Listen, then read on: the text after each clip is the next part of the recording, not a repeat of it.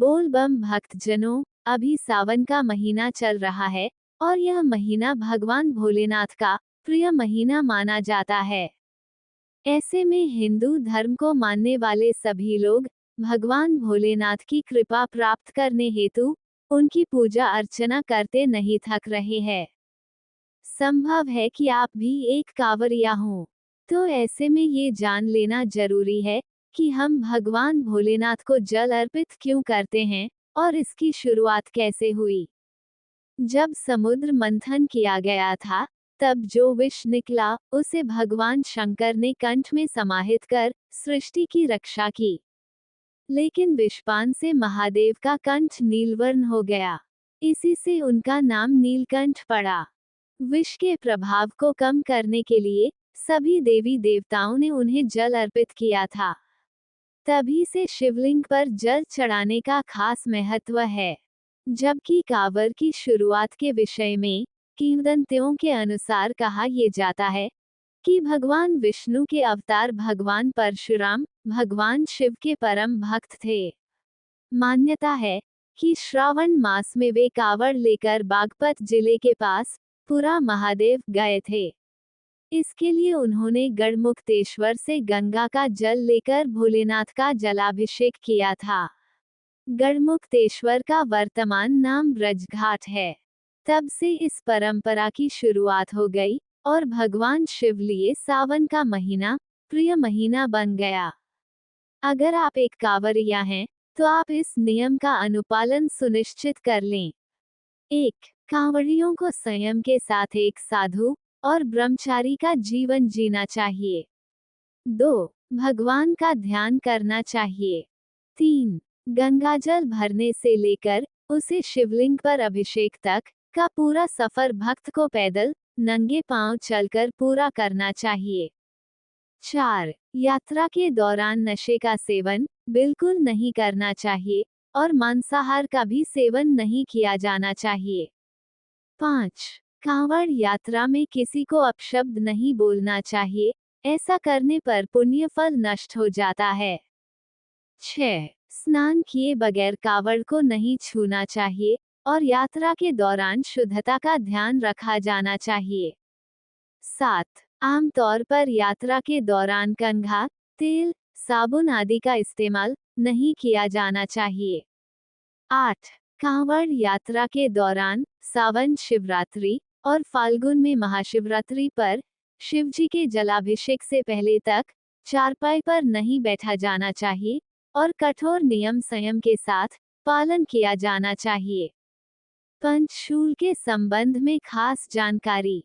झारखंड के देवघर में स्थित बैद्यनाथ धाम का शिव मंदिर 12 ज्योतिर्लिंगों में से एक है।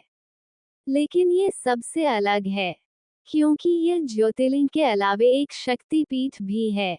जहाँ शक्तिपीठ होता है, वहाँ भैरव बाबा भी होते हैं। साथ ही इस मंदिर के शिखर पर त्रिशूल नहीं, पंचशूल लगा हुआ है। इसे सुरक्षा कवच माना जाता है। देश में सिर्फ देवघर में ही पंचशूल होने का दावा किया जाता है। यही कारण है कि यहाँ के ज्योतिर्लिंग पर जलाभिषेक करने वालों की सालों भीड़ लगी रहती है। बैजनाथ मंदिर के शिखर पर लगे पंचशूल के विषय में धर्म के जानकारों का अलग अलग मत है।